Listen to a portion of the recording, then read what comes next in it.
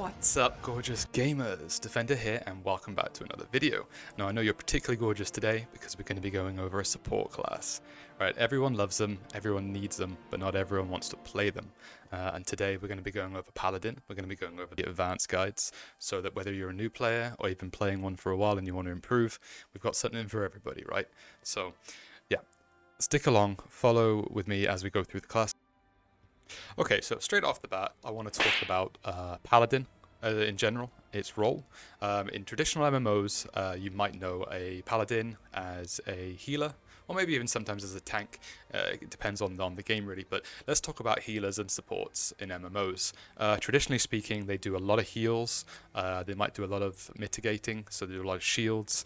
And they also tend to cleanse a lot, right? And they tend to stick to that role. And then you might have a support in another role that's responsible for increasing party damage, or decreasing the boss's damage, or increasing the amount of damage it takes, so it's weaker. Those kind of debuffs and buffs tend to be a separate role from a healer. Now, Lost Ark boils it down into one role, and they call that the support role, and there's only a few classes that can play it.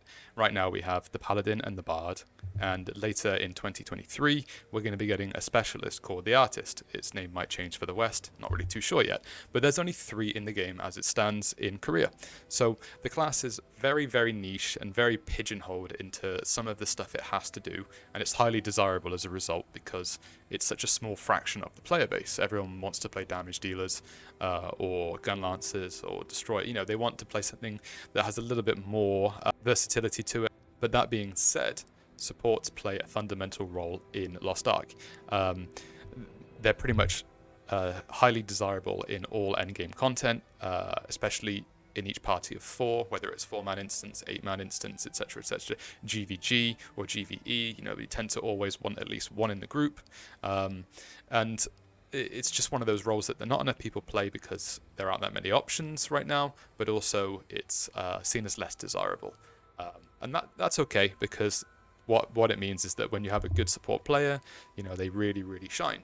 The downsides to that are, unfortunately, because there are a lot less people playing supports, at least on their mains, prices for good items can skyrocket, right? And that has 2 sides to the coin. Is that if you're starting a support player now, or you're still trying to gear up your support character to be better, you know, you might end up having to shell out a fortune.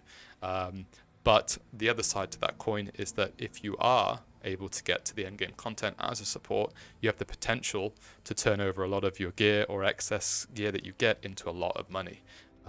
So we can look at it from both sides of that, and whether or not those kind of things interest you, you know, that might determine whether or not you want to play a support. And that's fine, you know, it's not for everybody. It can be a little bit of a different pace from damage dealing. A lot of people, you know, they want to be those damage dealers with the glory, and they want to get the MVP for most damage or damage and stagger. But actually, I'd argue that, you know, a lot of the time supports do get MVP, especially if they're having to do their role with 100% efficiency. If, you know, players are making mistakes or players aren't using potions, those kind of things. So just bear in mind that you will get MVP just as much as other classes, if not more, if that's something that, you know, you're interested in. And I mean, aren't we all a little bit interested in MVP at the end of the day? Contrixion, as per usual with any build, and this is where we can play around and have a look at all the numbers. So let's start off with the engraving, because that's the most important part of the build, of any build really, is deciding which engraving you're going to go for. And with Paladin, there's only one real support option, and that is Blessed Aura. And so we're going to be running this at maxed at level 3 in every build for support. And what it does is it changes your Holy Aura, which is your specialty gauge release. Okay, so it changes that to add additional healing and damage mitigation, which is huge. This is something you're going to be using as often as you can in fights. You're going to be planning it around burst phases, around stagger phases, around keeping the party alive in high mechanically damaging phases of bosses. It's basically the bread and butter, you know, the life force of the Paladin. Okay, so already what it does is it adds 10% of increased damage to everyone that's in there. So everyone needs to stand in there, and whilst they're in there, they're doing 10% more damage on top of everything else they're doing. This now adds in 20% reduced damage taken, and also restores 2% max HP every 1.5 seconds. For the purpose of explaining the engraving, for now, running this at the stats we're choosing, it's going to last approximately 17 seconds, somewhere between 16 and 18 seconds. And what that means is, I'll put the numbers up on the screen for the maths, we're going to be working it out. It's 18 seconds divided by 1.5, okay, because it heals every 1.5 seconds. And then we times that by 2, because it's giving 2% HP, and we come at something like 11 instances of heals times 2%. So we're looking at about 22% of max health returned to all party members whilst they're standing in the holy area. Okay, and it's so somewhere between 20 and 25%, depending on how your stats look at the end of the day. You know, when we add a bracelet into the equation with some specialization, or maybe you have higher stats than I do, it's going to heal for somewhere between 20 and 25% of max HP to everyone in the group that's standing in the aura. So it's huge, right? So not only is it increasing damage, it's reducing damage taken, it's healing. It's huge. It's something you need to put up as often as you can, and it's going to be something that a lot of people are going to be playing around as well. Okay, so we've covered the engraving, right? There's only one option. Now let's look at combat stats, because combat stats are the most important part of any build in terms of making it work. Okay, it's more important than additional engravings, it's more important than most of the skills you use, it's more important than the cards. You know, it's the fundamental to build everything else on top of. Okay, and right now the viable option for Paladin is everything into swiftness, and then on the necklace you add specialization. Okay, so as it stands, we should be getting around 1500 swiftness in your relic armor or your legendary armor, and then the rest of the necklace should be into specialization, which can go up to 500. Okay, I've got a pretty cheap one here, but you know, as paladins, you know, everything's expensive, so you just have to take what you can get for your build. Okay, it's something to improve on down the line. So the reason we run such high swiftness over specialization, you might look at specialization and think, well, you just said everything is based around your holy aura and building up your gauge, which is called Piety, and then releasing it as often as possible, right? And that's what specialization does. It increases the efficiency of how long the holy aura lasts, it increases how quickly you generate it. But actually, the problem with the build of running high specialization is that Paladin's abilities are very heavy cooldown, okay? So you're going to be waiting a long time to use a lot of your abilities, and that really, really hurts Paladin in terms of its group synergy. You know, you need to be giving out as much as you can to the group, especially with your damage buffs and debuffing the boss to receive more damage. And you can't do that with full uptime if you're running specialization. So we have to opt for swiftness. And there's ways that we can play to improve on the gauge generation, and that's something I'll cover a little bit later in the advanced build. But for now, just know that because of the heavy cooldowns, we have to run swiftness as much as possible to have high uptime on supporting the group. Okay, and you'll understand once you start playing with the build why swiftness is so important.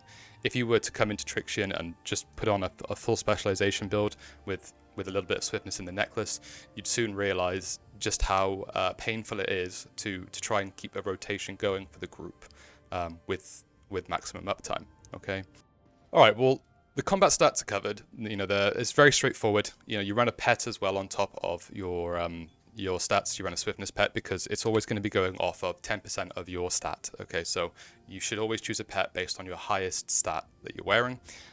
It doesn't just give you 10% flat, it gives you 10% of what you've got. So let's cover engravings. Now, engravings is something that is fantastic with the support because you can actually kind of pick and mix the way you want to build your support. You know, no two are going to be the same, but we're going to cover the most important three, which you have to have is mandatory in any support build. And the three we need are your class one, so Blessed Aura or Salvation, depending on whether you're playing a Bard or not, and then Awakening and Expert. I would say Awakening is more important than Expert, but they're both highly important. Okay, Awakening is going to help you with your Awakening skill usage and the cooldown, and then Expert's going to help you with the healing. Okay, it's especially important on Paladin because the Paladin is very, very good at shielding and healing from the shields and healing kind of over time with its auras. So make sure that these three are always picked first before anything else. Okay, if you have to pick an order, you're going to go Class, Engraving, Awakening, Expert. Okay, and then if we quickly just go over some of the optional ones as well, you can choose. So in personal preference order, I would go with Drops of Ether. Okay, Drops of Ether is fantastic. It is a quality of life thing for the group. Just as you play, when you're just commencing any of your abilities that do damage, it's going to spawn like an ether on the ground that other people can pick up, and it has a chance to be any of the following. I'll put them on screen so you can see. But they're going to give you attack power to your group. They're going to give you crit chance to your group. They're going to give you defense or swiftness. It's incremental in a lot of people's builds to go and grab that ether and bump up their crit balance, for example. So if they're heavily reliant on running attack power, maybe they have lower crit chance, then they're going to love having the extent on top of all the other synergy in the group. So Drops of Ether is my personal preference in being top tier. And then number 2 is Magic Stream. You could even say this is number 1, right, with Paladin, just because of the extreme value that you get with this one. You get the increased cooldown and you get the MP recovery.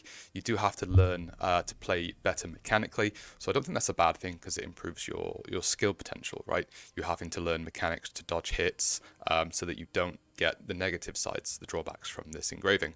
That, in my opinion, is the potential for the top engraving on extending for Paladin, but I think because of the drawbacks, Drops of Ether is just a guarantee all the time with huge synergy for the party. Okay, and then the next one would be Explosive Expert. I know you're probably thinking there are other ones that you prefer, and that's fine, but Explosive Expert, for me, I feel has a lot of value in support. Support's role, particularly, isn't just grinning through your abilities. It's actually a lot more than that, in my opinion. I think that battle items are probably one of the most underutilized parts of the support. The support should be responsible for applying the dark grenades, applying the corrosives, cleansing the party with sacred charms. It's one of the more important aspects of a lot of boss fights, and I feel like you don't want to be running out of grenades, okay? Especially if you're looking at something like Hell Mode, where your battle item is extremely important.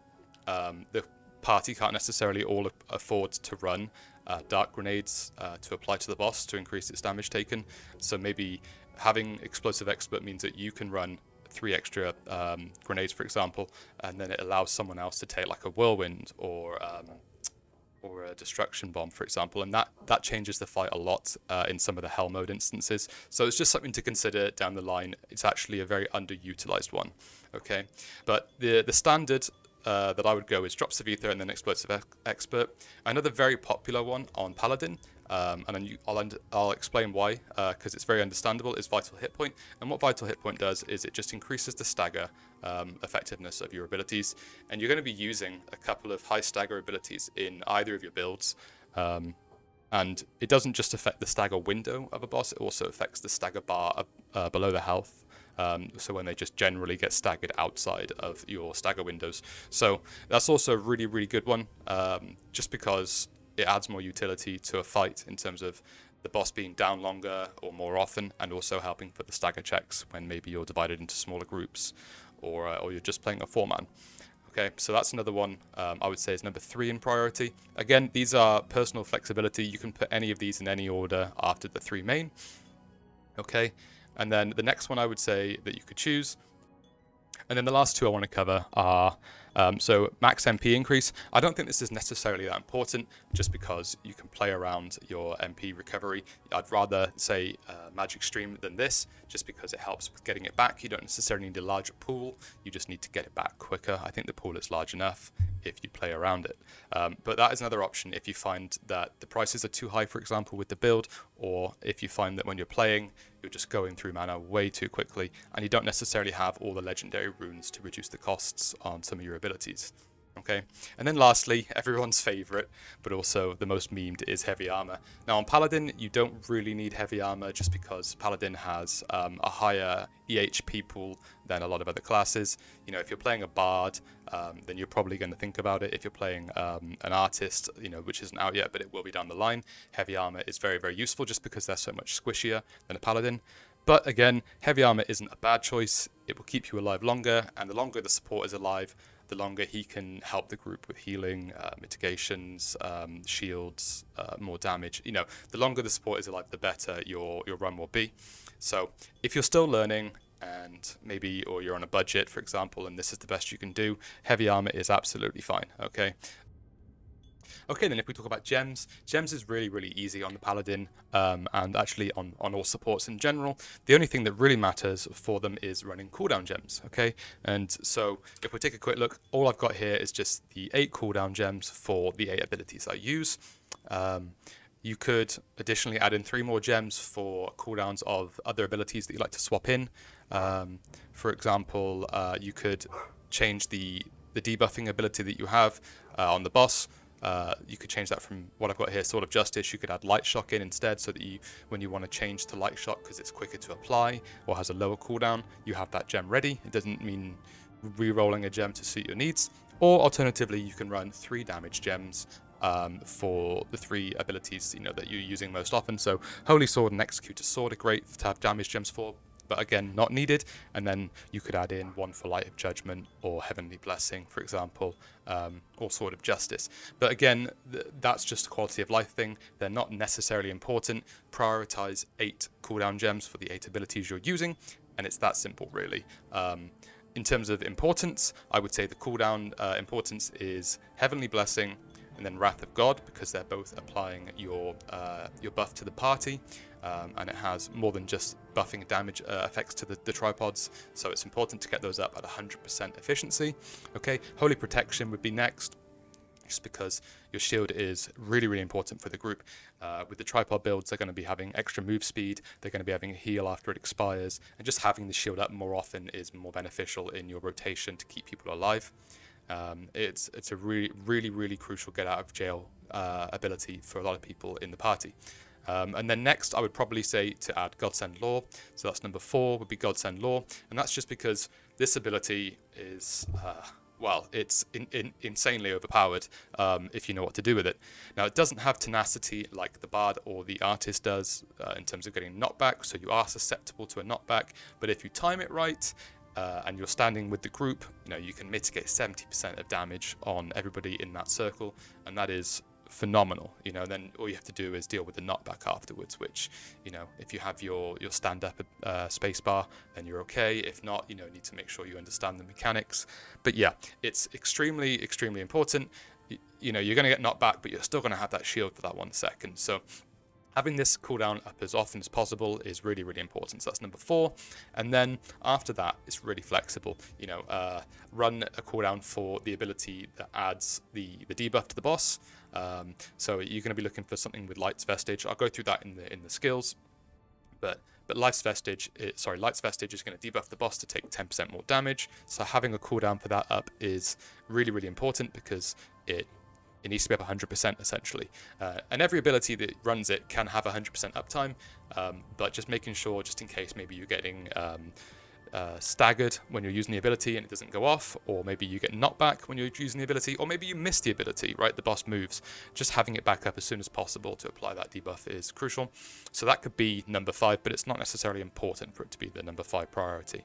Okay, and then just the 2 punishment skills, having their cooldowns is really important, just because they're both counter abilities, and they both have good stagger to them. So just making sure that you have those available in situations when you need them is crucial.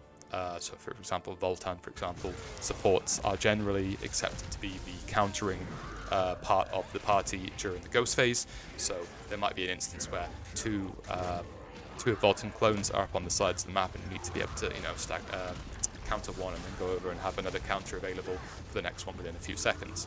So having cooldowns for both of those, really, really crucial. So you might want to consider adding those as number 5 and 6 in the cooldown priority of your gems as you go along. But yeah, generally speaking, all cooldown, prioritize your buffs first, and then your shields, and then after that, it's up to you, really. Okay. Okay, then if we just lastly quickly look at cards. Cards is something that you'll improve as you go along, so don't necessarily feel like you have to rush into this, because it's heavily reliant around Gamba, what you pick up from instances, the drop rates on bosses, or from card packs. It's very situational. So some of you might already have high card awakenings on some of you might not have any at all in others. Now, as you can see, I've not leveled any of these up here. This is just your budget friendly beginners cards to run on a support. So you want higher HP, and higher HP helps with the healing, it helps with the shielding, okay? It's the way to start any of your card builds, okay? And then after that, the other cards that you can play into are Lost Wind Cliff set. So Lost Wind Cliff set is the best card pack you can have on a support, and what it does is it's going to increase the holy damage of your party by 3%. Okay, and that might sound strange, but for anyone that knows, the best endgame card set for almost every other class and every other build for other classes is going to be the Light of Salvation set. So they're going to be doing holy damage as a result, because what that does is it changes that person's damage type to holy, and then as the set Awakening goes up, it increases that damage. So they're going to be dealing exclusively holy damage with all their abilities because it gets changed, and also it's going to go up. So what you want to do is you want to be providing more holy damage as a result, and that comes from a 30-piece Awakening. So it's a little bit expensive in terms of the best slot, but it is the best slot for a reason. You need to have all 6 cards, and they all need to be maxed on their Awakening, and that's going to increase everyone else's damage by 3.5% hypothetically if they're running a Light of Salvation and they've got 18 plus. Okay, so that's something to consider down the line, that's the best in slot pack. I would say up until then, though, you're going to be wanting to run the Field Boss 2 set, which increases the max HP. Alright, so let's talk about the advanced build then. So the advanced build is preferable to move on to from the beginners as you're playing for a couple of reasons. So firstly, we're not just going to be relying on the heavy swiftness. So the swiftness is still needed, so you do need to have maximum swiftness where possible. But the reason this build is more advanced is because we're looking at faster gauge generation, right? So your Piety is quite slow if you're just using your abilities, generally speaking. But actually playing around this way, you're going to be building up a lot quicker. You're going to be using your Awakening a lot more, which means more shields and also a free gauge building. And lastly, we're going to be using a trick with Conviction and Judgment, right? So let's talk about why these are so good. So firstly, because we're running Awakening on our Engravings maxed out, we're going to be wanting to use our Awakening as often as possible. Generally speaking, you're going to have around a 90 to 100 second cooldown on your Awakening if you're running a full Swift build with decent Swift stats, Swift pet, and your main Engraving being Awakening on your build. So that's quite a long time in terms of a fight. You might not get a chance to use all of your Awakenings that you have available. And so one of the tips we can use is Conviction and Judgment. And if you don't know what Conviction and Judgment are, I'll quickly cover it, but there are many tools on the internet to find out how it works. But basically, we're going to be using 2 abilities that have a lot of damage procs, which mean they can proc both Conviction and Judgment. Conviction is your first procking buff, and it's going to appear on your buff bar. And it basically means once this is up, if the second one, which is Judgment, from another ability procs, it's going to overwrite it. It's going to give you extra 100% of your specialty generation. So your gauge, your Piety, for example, is going to be increased by 100%, and you're also going to have an additional 15% cooldown on your skills during that window. So it's quite a small window, but during that small skill window, you can actually take advantage of that and use your Awakening. You could use your damage buffs, using your heavy cooldown abilities if it works in the rotation, and then that way you'll have more of those available, as well as more specialty generation. So for example, I'll just show you how it works. So I've got 2 abilities with Conviction and Judgment. There's Conviction, and then if we put on Judgment, for example, then Judgment is up, and what that does is you can see skill cooldown and recovery. And so if I was to run Conviction and Judgment and use my Awakening, you'll see the difference in the cooldown, and also it just means that you can save it for specific instances because you can use it more often. So you'll learn boss fights, and you'll learn when it's really crucial to provide it, and it actually means in some instances you can provide it for every single time that mechanic happens. But yeah, you'll learn as you play, but I'll just quickly show you the difference in the cooldown. Alright, so we're going to proc Conviction, and then Judgment, and we're going to use our Awakening. Okay, and also if you just have a quick look at the Piety gauge generation, which is huge. So it's an extra 15% off of the 100 seconds or the 95 seconds, roughly, which is whatever you might have already on your Awakening skill. All right, so it's huge. It's also used in a lot of DPS classes, but it has such a high value on the support class. Alright, so let's look at the advanced build, and we'll talk about the abilities that we're running, maybe some alternatives that you might want to choose instead. But yeah, let's get right into the combat skills. And so if we look at the combat skills here, we can take away some points just so that it's more easily accessible for people. And so right now we've got at 384 skill points. So if you have around that, then you're good to go. Anything over that, you can put it into doing more damage.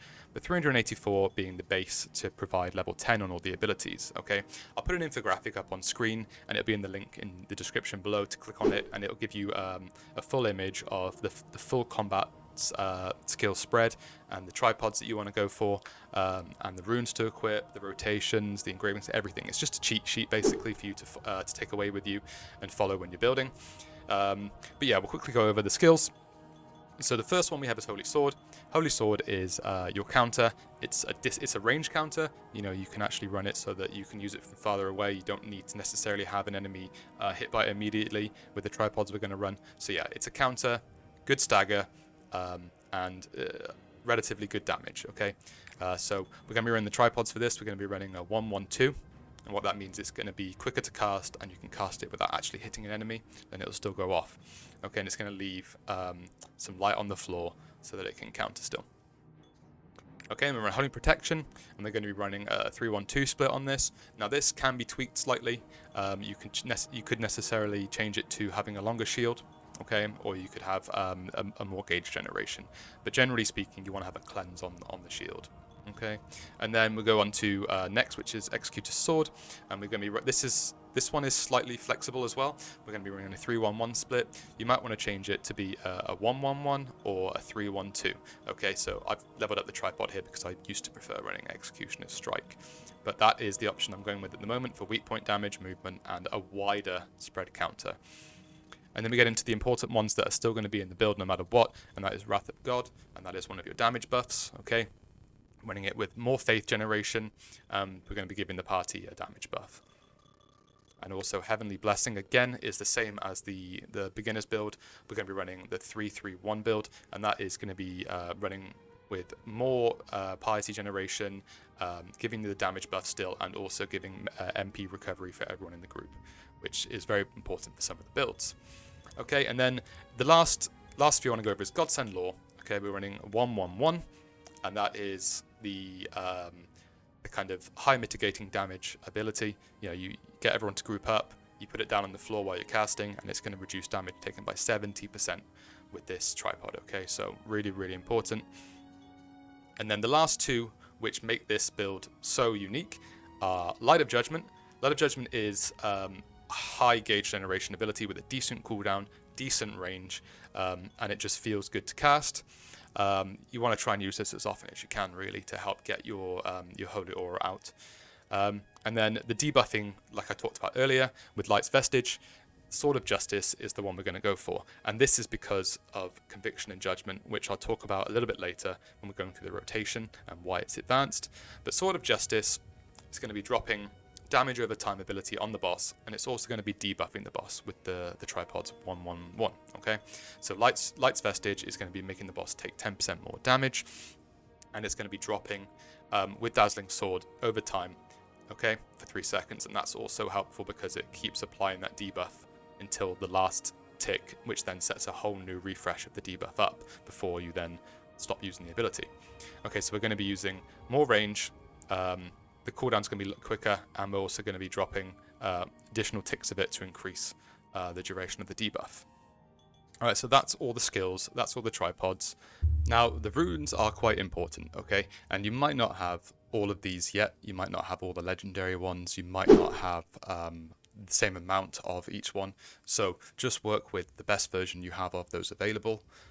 So let's start with the staggering counter abilities. You want to run Overwhelm on both of these. Whether or not you have the highest one available or not, that's okay. Just run the highest stagger Overwhelm runes that you have. And then if we look at Holy Protection is a little bit flexible. You might want to run Gale Wind on this one, right? There is no other Gale Wind ability being used, so you could run your highest Gale Wind on Holy Protection, and that's just to ensure that you get the ability off But generally speaking, Focus Rune will do this one best, just because of the high cost of the ability. If you can play a little bit at range and you play safely, you'll have no issue with this being interrupted, because the cast time isn't that slow. Just get used to it, okay? And then if we move on to the two buffs, we're going to be running the purple wealth on both of the two buffs that you're going to be using, and that's just because they generate a decent amount of piety for you, but there is still a better option to use for the legendary version. So purple wealth on both of the buffs. And then the legendary version of Wealth, we want to run on Light of Judgment. Now, Light of Judgment, we're going to be running a Faith tripod on this one, and it's basically your filler, your spam filler with a decent cooldown to help generate piety as much as possible, and that's why this one gets the legendary Wealth rune. And then the last two that we're going to run are Conviction and Judgment, and this is on Sword of Justice and God Sent Law. Now they both have multiple instances of proccing damage on a boss, and that's why we run Conviction and Judgment with them, because Conviction and Judgment work best on abilities that do multiple instances of damage to increase the odds of it proccing. So yeah, if you have the legendary version of them, then run them. If you don't, just use the best version that you have available. And if you don't have them at all, then they are available in strongholds. A lot of people, if you talk in area chat, or if you go to the stronghold and talk in the stronghold area chat, they will have it available. That's the quick spread for the advanced build. So I think I said 384 skill points roughly is what you need. If you don't have that, you can take away points from the blue abilities, for example. You could take this down to level 7, which only takes away the varying ability on the type of attack you end up doing, and that's still viable. And you can also take away points from this one as well. All right, that again, I wouldn't recommend taking away points from this just because of the extra utility it adds. All right, so let's put those points back in, and I'll quickly show you how it works. Alright, so let's have a look at the advanced rotation, show you what it looks like in play, and how much piety you generate and how quickly, and what it would look like in an optimal situation with Conviction and Judgment proccing. So what I'll do is I'll just get rid of this piety so you can see how quick it is. And what we want to do is, if we're wearing the Yearning set in any degree at all, and we have the 4-piece or the 6-piece, then we want to start with an ability that gets that buff active for the group immediately. And the best way to do that is from range. We want to use our Sword of Justice, which is going to apply the debuff to the boss, as well as giving us the Yearning buff for the group around us, right? So we're going to open with that, we're going to move in, and then we're going to start our buff rotation into, hopefully, Conviction and Judgment. So, debuff. Range. Okay, and we didn't get the Conviction in time, so hopefully we're going to get it again before the other one expires. And then we can pop Heavenly Blessing, and then go straight into our Awakening.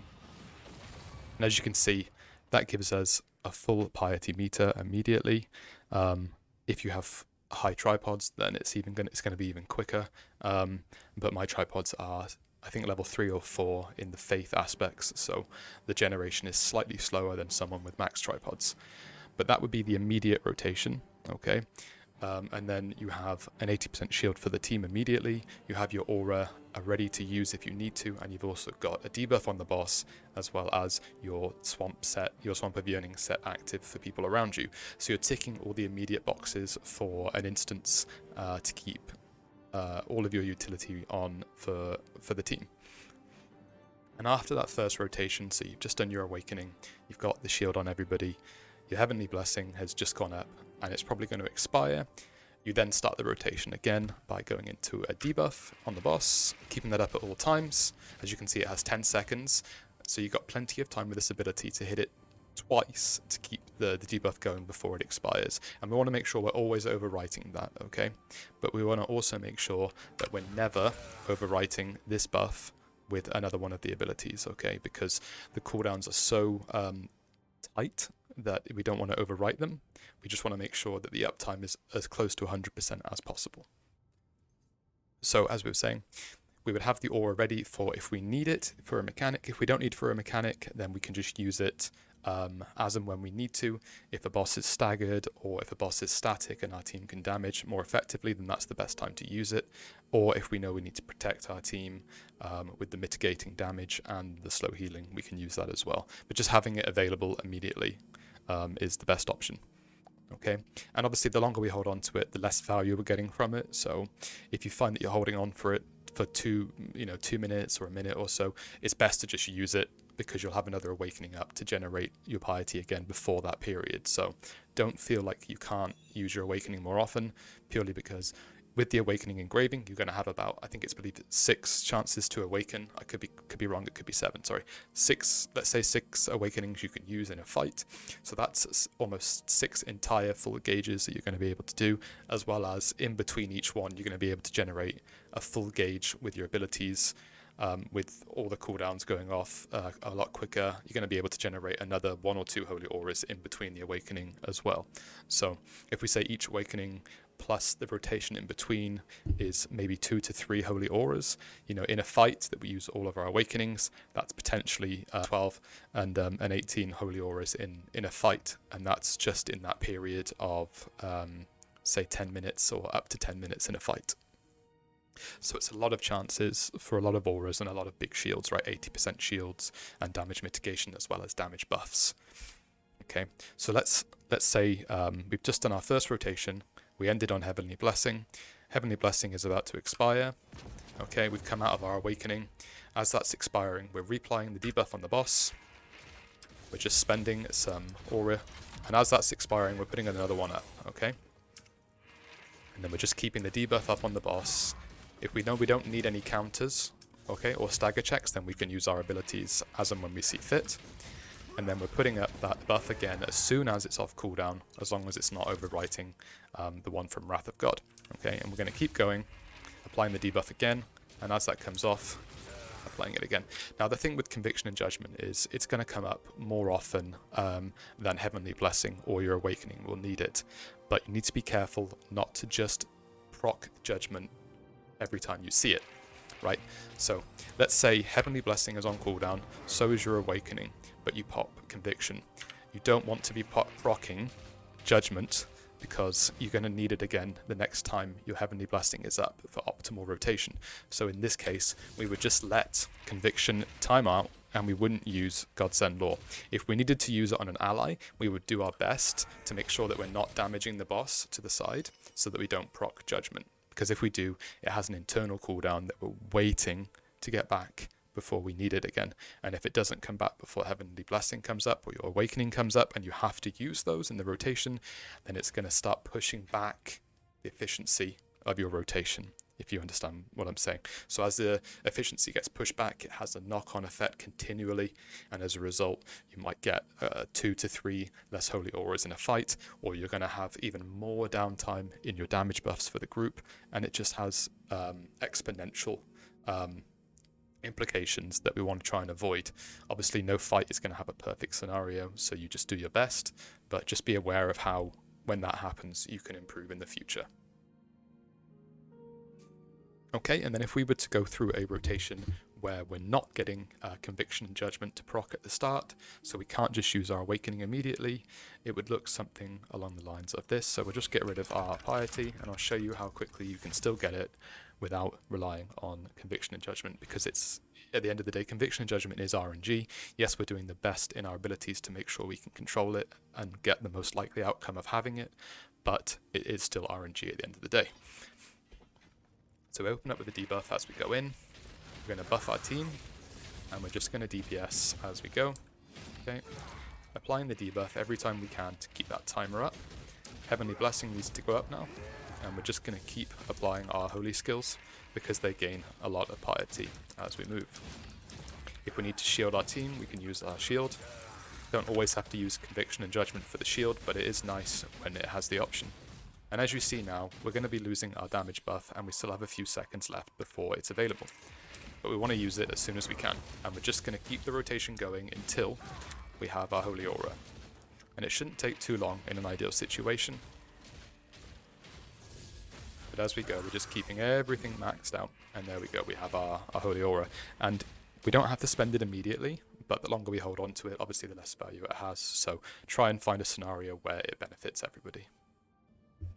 Now I've talked about Light's Vestige, which is the debuff you apply on the boss, and you apply that through 3 or 4 different abilities, have the option to apply it, okay, and it's crucial to have that as up on the boss as close to 100% as you can in any encounter. Okay, that should be the second priority over everything else except for adding the damage buff to your party. Okay, so we need to make sure though, because we're running Conviction and Judgment, that we're timing this appropriately. We have 10 seconds that it's up for on the boss, and because of the way we're running the build, the cooldown is around 7 seconds with level 7 gems, like we talked about. So we have a window where we don't have to use this off of cooldown all the time. For example, because we know it's going to give us Conviction, most likely, just because of the rapid amount of damage hits that it goes through. If we know that Heavenly Blessing isn't coming back off cooldown for another 7 seconds, for example, maybe we want to hold off on applying Sword of Justice to the boss for a few seconds so that it can time up properly with providing Judgment to Heavenly Blessing. You don't want to apply Judgment to Wrath of God because it doesn't need it for the uptime. It needs to be for Heavenly Blessing because of the higher cooldown. So say, for example, you have Wrath of God up, but Heavenly Blessing isn't coming back up for a while. Okay, so we'll wait for this to run out here and I'll show you. Wait for that to run out. And then we're going to pop Wrath of God. We know we don't have it for 10 seconds. So putting it up early just means that Conviction can end early. Or maybe if you proc Judgment, it can end early and you won't have the Judgment window ready for Heavenly Blessing when it comes off cooldown. So that's another factor to consider. It's an advanced tip for the rotation. The last thing you want is to have Judgment up, but it expire before Heavenly Blessing is ready, because that's going to have consequences for the next rotation as well, because the next Heavenly Blessing after is going to be even further away from being ready. Okay, and then it just starts to have a chain reaction to the rotation of your damage buffs to the party. So make sure that you're watching those buffs. It's really important. That's why the advanced rotation is more of a min-max than the beginner build, because you need to make sure that you're doing all the mechanics, you're keeping everyone alive, you're keeping all the damage buffs up, but you're also juggling this Conviction Judgment buffing, which has an internal cooldown as well, which you need to keep aware of in your head as you're playing. All right, another advanced tip I would say is understanding when you can use your abilities, right? So Holy Protection has a lot of utility to it. You know, it has a cleanse, it gives movement speed, it heals after it expires. It's great to use to mitigate damage because shields are always better than healing, right? Stopping damage in the first place is better than healing someone up after they take damage, because essentially what it can do is, if we think about this being 20% on top of someone else's 100%, that means someone can effectively take a hit for 119% of their health and survive. Whereas if we were to heal someone after they've taken that 190%, obviously they're going to die, right? So shields are more important than healing. But Holy Protection, it does have a big cooldown, even with Conviction and Judgment, so you need to know when to use it, right? If you know there's downtime in between mechanics and you know that people need healing and your Holy Aura isn't up, and let's say it's not enough to warrant them using a health pot, then Holy Protection can be used to time between mechanics to purposefully expire and heal someone, right? So they're going to get healed after the shield expires as long as there's some of the shield remaining. So we need to make sure that they have no mechanics that are going to damage them in that time, or at least the ability to stay safe during those mechanics. So maybe they're back attacking whilst the boss is doing a frontal breath, or they're hiding behind something whilst the boss is doing a mechanic, so they're safe. We can use that so that they're healed up during the expiration of the shield, and we're not going to have to worry about them losing the shield. Another option is with the speed that it gives. You can time that around mechanics where, say, slower players that run specialization instead of swiftness, for example, or they're a low swiftness based class with low movement speed. It's better to give them that shield so they have more movement speed during a phase. So for example, Volton in Gate 2, when he's going up in the air and there's spears being thrown down, some classes really struggle with that because firstly, people don't communicate very well in terms of where they're going to stand, and secondly, if they're too slow, they get hit by one, they're probably going to get hit by the following 2, 3, 4 spears. So having that, as well as giving them a shield to protect them from that damage, is going to give them movement speed so they can do the mechanics better and safely. Also, maybe they can't make it to a safe point in a mechanic, it lets them catch up. So yeah, it's really important to time the shield around those multitude of factors. Okay, so healing at the end of it, mitigating damage that might be too much to kill instead of healing, and thirdly, the movement speed. Okay, so just think about those elements of the shield, because that's one of the more advanced ways to play around it.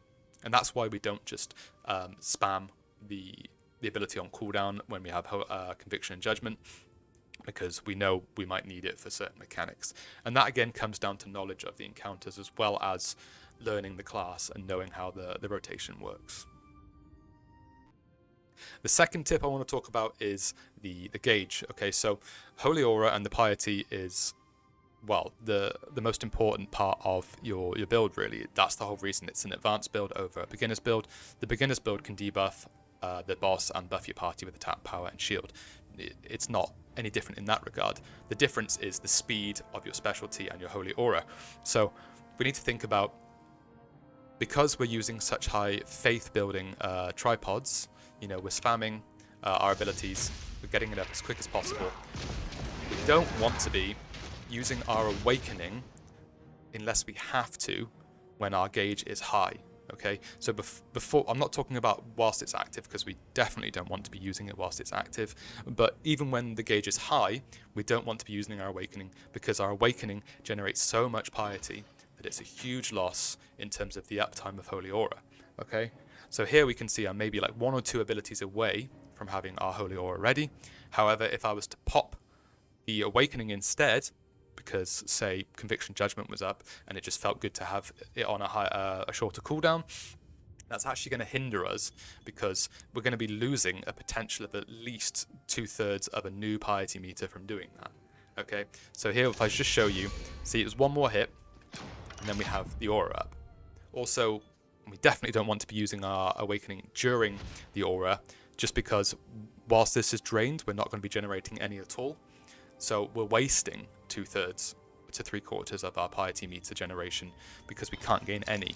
So that's even worse than using it when we have almost full bar. And I'll show you just quickly so you can see how much you gain when you land a hit on the boss. So we can see we're gaining about 3/4, so 2/3 to 3/4 of the piety bar from our awakening.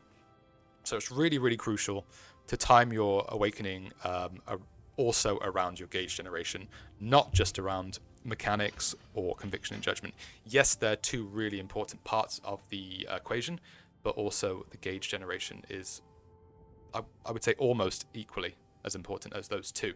Not quite as important, you know, if there is a mechanic that you need to keep people alive through, say 2 people fail the quick time event on Vicus because they're Kumas, then you're going to want to make sure that you're using your awakening to keep people alive. But at the same time, just be aware that it's important not to use it just for the sake of taking advantage of your advanced build, but also to make sure you're getting the most out of the gauge generation. Okay, and that's why, another reason why this is more of an advanced build. But we're just talking about the punishment skills. So the ones we're running, they're both counters and they're both stagger abilities. So yes, they're good to use in between all your other cooldowns to weave in some extra damage, but actually Paladin doesn't need to do damage. Okay, hypothetically speaking, the way that this class is designed and the way the other classes are designed in the game, you could do 0 damage, and as a group you would still be meeting the numbers fine as long as everyone else is doing their role.